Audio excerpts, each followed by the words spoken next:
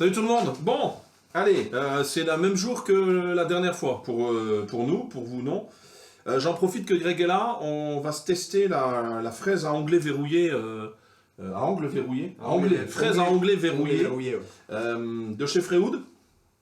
Je vais pas te faire une présentation de qu'est-ce qu'elle fait, machin, il y a 1 milliard de vidéos. Tu vas juste voir comment moi et Greg, petit novice qu'on est, on va suivre la documentation et essayer d'avoir un résultat à peu près convenable. Donc on regarde ça peut-être ensemble tout de suite si on s'envoie pas la fraise en travers de la jugulaire ou quelque chose comme ça. A tout de suite. À tout de suite.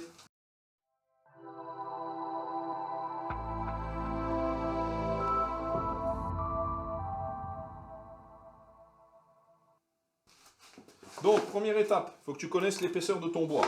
Nous, on a fait un premier essai tout à l'heure. Je te donne un conseil, tu prends un truc qui se divise par deux, comme 2, 4, 6, 8, 10, 12 par exemple. Nous, l'épaisseur, elle fait 20, 18, 18. Donc, il faut que tu repères ton milieu. 18 divisé par 2, 3 jours plus tard, 9. Ça doit faire 9. Eh ben, on peut utiliser ça. Tu crois que... Ah non, regarde, sinon on l'utilise comme ça. Ouais, Je sais pas, mais comme ça, Benoît, ils feront peut-être une vidéo sur nous. Tu sais, comment utiliser un réglé de tout-pierre pour régler un... Tu peux pas, non, en fait, c'était une idée de merde. Benoît, fais pas ça. Ouais. Voilà. Tu vois, tu repères l'axe de ton bout de bois. Donc, ça, tu regardes sur ta fraise, hein, si jamais tu prends pas exactement la même. Mais, grosso modo, il faut que ton axe, il soit aligné avec le dessous de cette forme-là, le couteau du haut, on va dire. Je sais pas comment on va dire ça, mais voilà. Donc, il conseille de le faire à l'œil.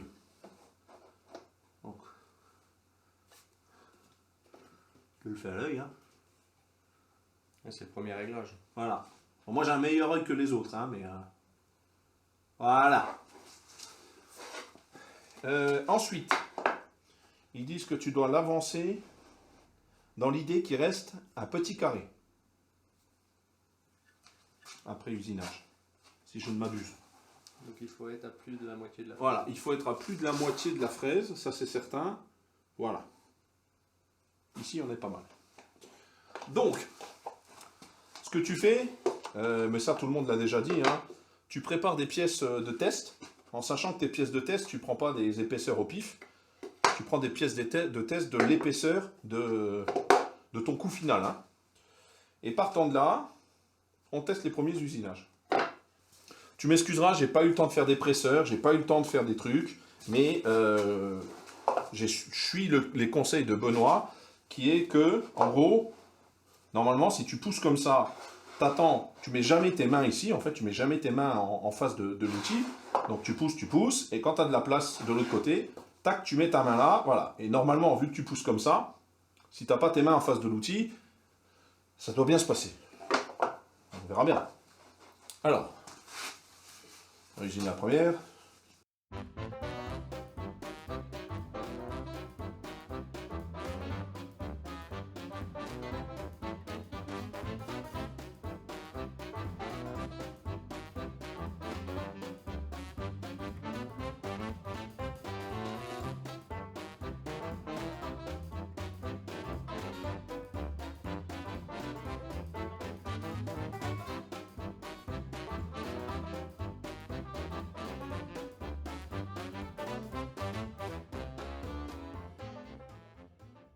Donc ça, tu la marques comme pièce. Celle-là, c'est la pièce. Voilà. Et ensuite, donc l'idée, c'est de refaire la même chose, mais ça, ce sera considéré comme l'outil, en fait. Ce sera pour tester ton désaffleur. En fait, il devrait me dire plus souvent, j'ai rien à faire, regarde. Il le fait pas vite aussi.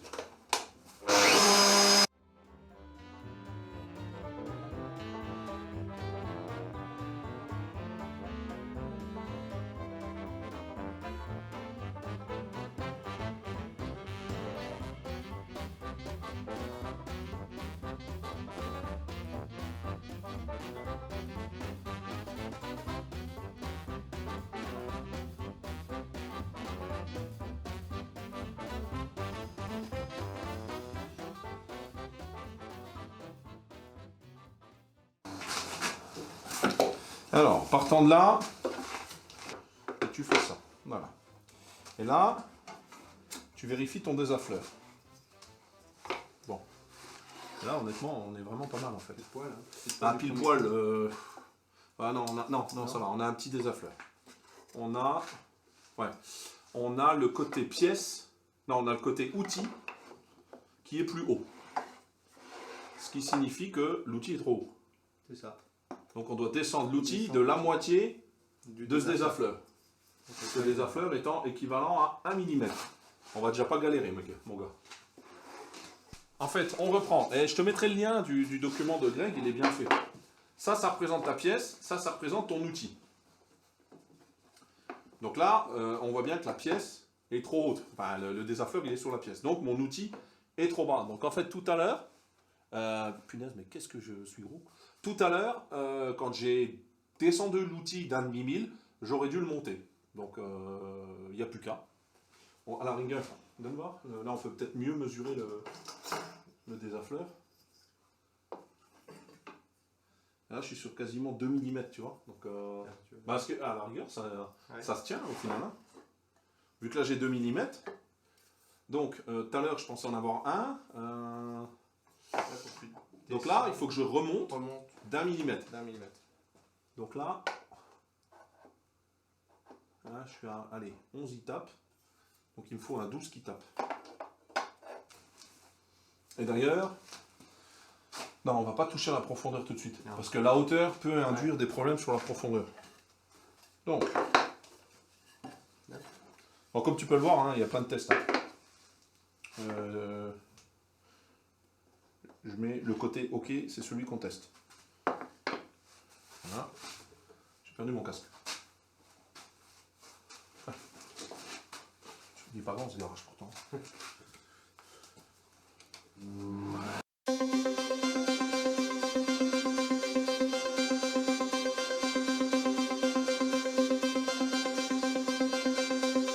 Alors.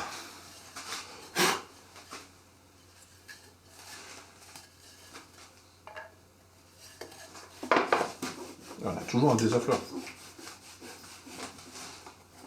Mais moins prononcé qu'avant. Je trouve. Et il a un poil trop haut, l'outil. Tu crois que c'est l'outil maintenant? Non, parce que j'ai mis ça au pif. Hein. C'est celle-là, la pièce. La pièce, c'est ça? Non, l'outil, il est à droite à chaque fois, mais dans quel sens? L'outil, il est comme ça, non? Et la pièce, comme ça.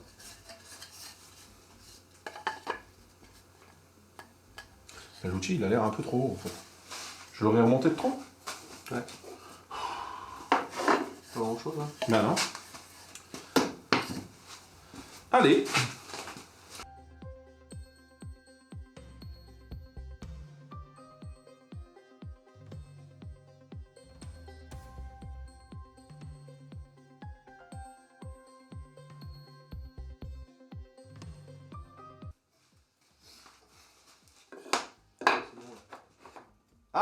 Ah, là, là on est bon. Au pire, hein, là.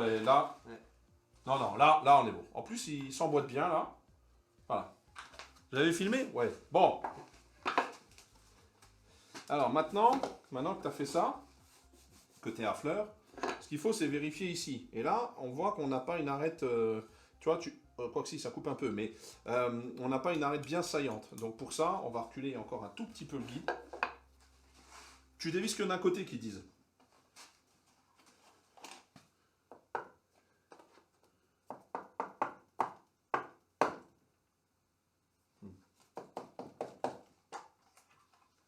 Et tu réessayes.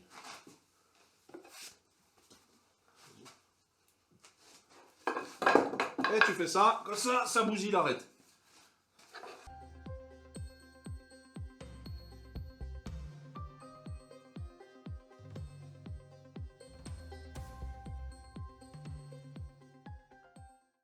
Voilà. Une fois que tu en es arrivé là, bah, ça dépend de ce que tu veux faire. Si tu veux faire de l'assemblage de plateau, ton réglage il est bon. Comment dire, tu usines tous tes morceaux et puis en avant Guingamp, tu as gagné une surface de colle et puis voilà. Donc nous l'idée maintenant c'est de tester un assemblage à 45 degrés parce que je suis une quiche à ça. Voilà, donc partant de là tu touches plus à ton réglage, ta première pièce, elle est bonne. Et l'idée maintenant, c'est de venir usiner celle-là. Bon, je te cache pas que là, je fais pas le fier pour usiner celle-là. Parce que, voilà, de toute façon, elle me fait flipper la machine.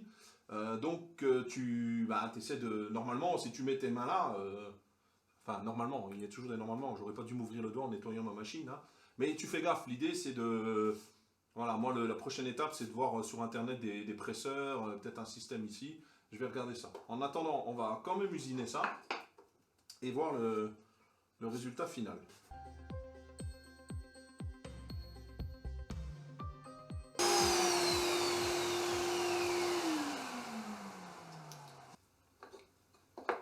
Eh ben écoute, hein... Parfait. Hein. Honnêtement, j'irai pas jusque parfait, mais Ah, regarde, t'es quand même... je vais vous montrer. Je vais arranger le zoom, parce que sinon tu verras rien du tout. Ah non, ça c'est la luminosité. Ça c'est encore plus flou. Voilà. Là, tu vois, les arêtes, elles sont rouges. Voilà. Honnêtement, voilà. Je sais pas quoi te dire. On va vérifier l'angle. Vérifions l'angle.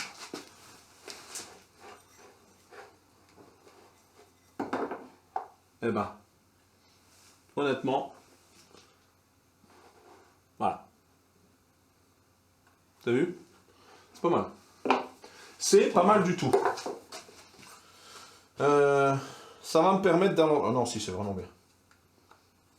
C'est vraiment bien. Ça va me permettre d'avancer sur les pieds de mon bureau. Et puis bon, vraiment, honnêtement, si t'es pas super satisfait au collage, je veux dire ici, pouf, une fois que c'est collé, tu mets un petit coup de rabot ou un petit coup de fraise, hein, tu fais un chanfrein et tu vois plus rien.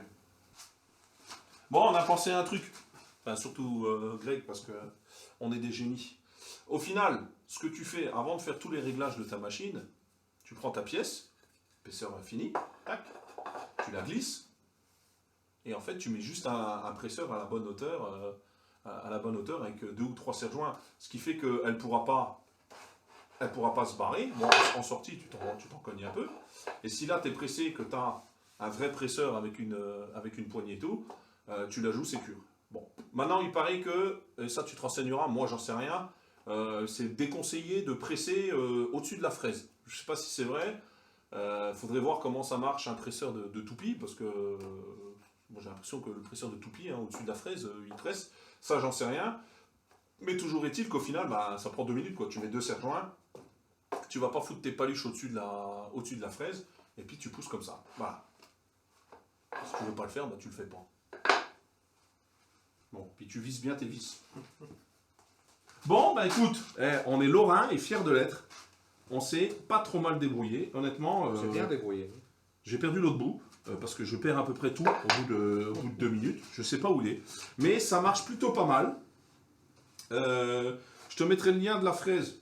Donc, tu fais pareil, ce que tu veux. Moi, je te dis juste que ça coupe. Ça, c'est du frêne. On a fait le test sur du frêne en 18. Elle me fait flipper, la machine. Et honnêtement, ça se pousse tout seul. Donc, le résultat, il est nickel. Il n'y a pas d'éclat. Il n'y a rien du tout. Bon, après, il faut le reconnaître, on est particulièrement doué naturellement. C'est ça. Donc, t'attends pas à avoir le même résultat. Mais voilà, pour une fraise qui doit valoir, alors ça vaut quand même son petit chèque, hein, je pense. Ça doit valoir, c'est 80 ou 90 balles, hein, quelque chose comme ça. Moi, je trouve que tu arrives à un résultat plus précis que des coupes à 45 sur la DW, enfin sur la 2 watts, sur la 6 sous table. Moi, je vais partir là-dessus. Toi, tu fais ce que tu veux. Et puis voilà.